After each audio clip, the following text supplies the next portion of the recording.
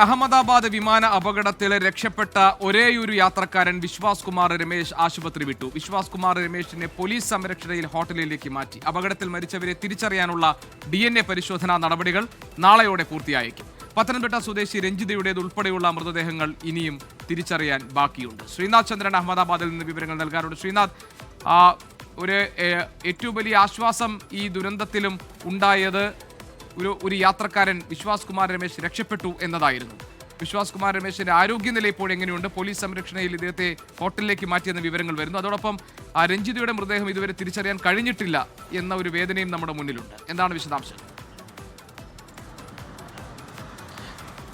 തീർച്ചയായും GK, ഈ അപകടത്തിൽ നിന്ന് അവിശ്വസനീയമായി രക്ഷപ്പെട്ട ഒരേ ഒരു യാത്രക്കാരനാണ് വിശ്വാസ് കുമാർ. വിശ്വാസ് കുമാർ കഴിഞ്ഞ ദിവസങ്ങളിലൊക്കെ തന്നെ അഹമ്മദാബാദിലെ സിവിൽ ആശുപത്രിയിൽ ചികിത്സയിലായിരുന്നു. അദ്ദേഹത്തിന് അതീവ ഗുരുതരമായ പരിക്കുകളൊന്നും തന്നെ ഉണ്ടായിരുന്നില്ല. പ്രധാനമന്ത്രി നരേന്ദ്രമോദി ആശുപത്രി സന്ദർശിച്ചപ്പോഴും അദ്ദേഹത്തെ ആശുപത്രി കിടക്കയിലെത്തി നേരിൽ കണ്ട് സംസാരിക്കുകയും അദ്ദേഹത്തെ ആശ്വസിപ്പിക്കുകയും ഒക്കെ ചെയ്തതാണ്. ആശുപത്രിയുടെ 3ാം നിലയിലാണ് വിശ്വാസ് ഉണ്ടായിരുന്നത്. അവിടേക്ക് മാധ്യമങ്ങൾക്കൊന്നും തന്നെ പ്രവേശനവും ഉണ്ടായിരുന്നില്ല. ഒരു വലിയ സുരക്ഷ അദ്ദേഹത്തിന് ഏർപ്പെടുത്തുകയും ചെയ്തിരുന്നു. പിന്നീട് DDയോട്, ദൂരദർശനോട് മാത്രമാണ് അദ്ദേഹം സംസാരിക്കുകയും ചെയ്തത്. ഇപ്പോൾ അദ്ദേഹത്തെ ആശുപത്രിയിൽ നിന്ന് ഡിസ്ചാർജ് ചെയ്തിരിക്കുന്നു. കാര്യമായ ബുദ്ധിമുട്ടുകളൊന്നും തന്നെ അദ്ദേഹത്തിനില്ല. പക്ഷേ അഹമ്മദാബാദിൽ തന്നെ ഒരു ഹോട്ടലിലേക്കാണ് അദ്ദേഹത്തെ പോലീസ് ഇപ്പോൾ മാറ്റിയിട്ടുള്ളത്. പോലീസിൻ്റെ സുരക്ഷ ഇപ്പോഴും അദ്ദേഹത്തിനുണ്ട്. മറ്റാരും തന്നെ അദ്ദേഹത്തെ ഇപ്പോൾ കാണേണ്ടതില്ല എന്നതാണ് പോലീസ് പറയുന്നത്. ഏതായാലും 177 പേരുടെ DNA സാമ്പിളുകൾ പരിശോധിച്ച് മൃതദേഹങ്ങൾ തിരിച്ചറിയാൻ കഴിഞ്ഞിട്ടുണ്ട് ഇതുവരെ. ഇനിയും 100ഓളം പേരുടെ മൃതദേഹങ്ങളാണ് തിരിച്ചറിയാനുള്ളത്. അതിൽ മലയാളിയായ രഞ്ജിത അടക്കമുള്ളവരുടെ മൃതദേഹങ്ങളുണ്ട്.